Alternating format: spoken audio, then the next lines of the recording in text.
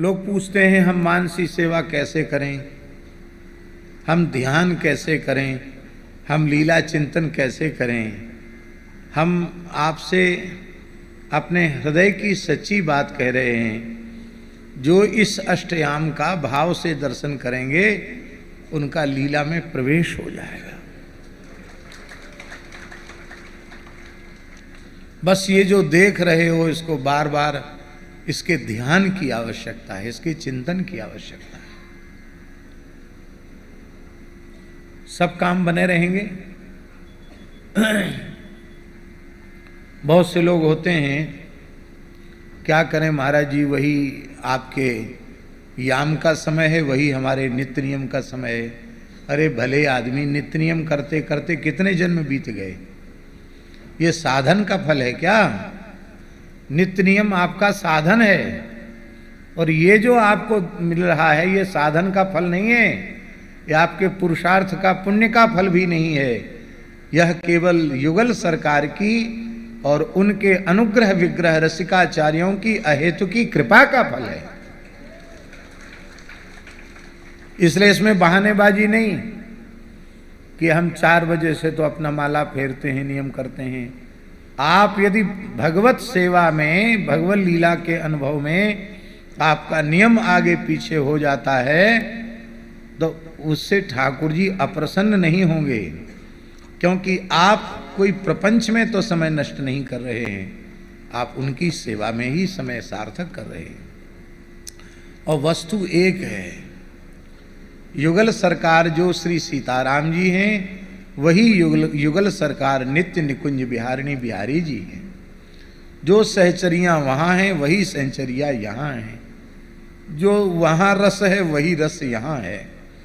इसलिए राधा कृष्ण के अष्टयाम का दर्शन करके भी आप श्री सीताराम जी के निकुंज रस में प्रवेश कर सकते हैं, और श्री सीताराम जी के अष्टयाम का दर्शन करके श्री श्यामा श्याम के अष्टयाम में प्रवेश कर सकते हैं। आपको सुनकर शायद बात अटपटी लगेगी, लेकिन ऐसा है। भगवत स्वरूपों में यदि आपने तनिक भी भेद किया तो भगवत अपराध हो जाएगा, और भगवत अपराध से ही भागवत अपराध जुड़ा हुआ है।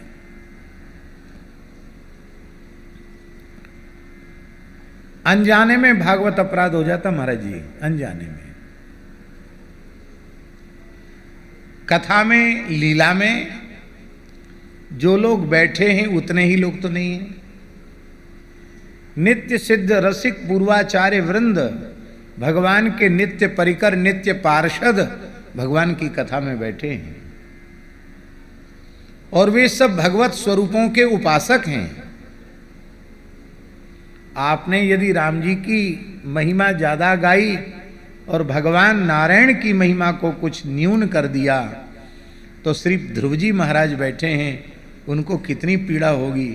ध्रुव जैसे भक्त के हृदय को पीड़ा पहुंचाकर आपकी भक्ति, आपका ज्ञान सुरक्षित रहेगा। आप श्री राम जी के भक्त हैं, बहुत अच्छी बात है, पर आपका श्री कृष्ण में वैसा ही भाव नहीं है, और आपने श्री कृष्ण के प्रति कुछ हल्की बात कह दी। उनके प्राण प्यारे सखा उद्धव जी बैठे हैं, उनके प्राण प्यारे सखा अर्जुन बैठे हैं, तो सुबल श्रीदाम आदि सखा भी सत्संग में आकर बैठे हैं। अपने प्राण जीवन धन श्री कृष्ण के बारे में हल्की बात सुनकर उनके मन को कितनी पीड़ा होगी। हम तो कथा सुनने आए थे और यहाँ क्या प्रपंच है, हम तो लीला देखने आए थे, यहाँ तो एकदम रागद्वेष भेदभाव का वातावरण चल रहा है, कितनी पीड़ा होगी। आप श्री कृष्ण के उपासक हैं, आपने राम जी की गरिमा महिमा के संबंध में कुछ हल्की बात कह दी तो श्री हनुमान जी तो सबसे पहले कथा में आके विराजते हैं। कहीं हनुमान जी को गुस्सा आ गया तो त्रिलोक विजयी रावण तो बाएं हाथ का घूंसा नहीं झेल पाया, वक्ता बेचारे की हिम्मत कहाँ से आई, वो तो फूंक मारो तो उड़ जाएगा। तो इसलिए भगवत स्वरूपों में भेद करेंगे तो भागवत अपराध हो जाएगा, और भागवतों में भेद करेंगे तो भगवत अपराध हो जाएगा। अन्योन्याश्रित है महाराज जी।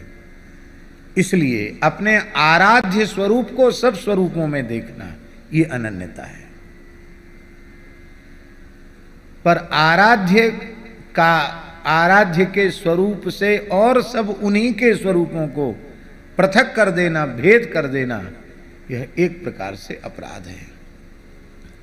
और इस अपराध से बचाने के लिए ही श्री स्वामी अग्रदेवाचार्य जी के कृपा भाजन श्री नाभाचार्य जी ने हम सब जीवों को श्री भक्तमाल जी का प्रसाद प्रदान किया है। भक्तमाल जी के द्वारा जो उपकार साधक जगत का हो रहा है, न भूतो न भविष्यति। इसलिए प्रियादास जी की इस पंक्ति में हमें तनिक भी संदेह नहीं है, बिना भक्तमाल भक्ति रूप अति दूर है। तो फिर हम निवेदन कर रहे हैं, बहुत से लोग काम काज का बहाना बना करके, बहुत से लोग अन्य अन्य बहाना बना करके इस अनुष्ठान में, इस निकुंज भाव की सेवा में उपस्थित नहीं हो पा रहे हैं। तो उनसे हमारी विनम्र प्रार्थना है कि वे लाख करोड़ काम छोड़ करके ये अलभ्य लाभ ले लें।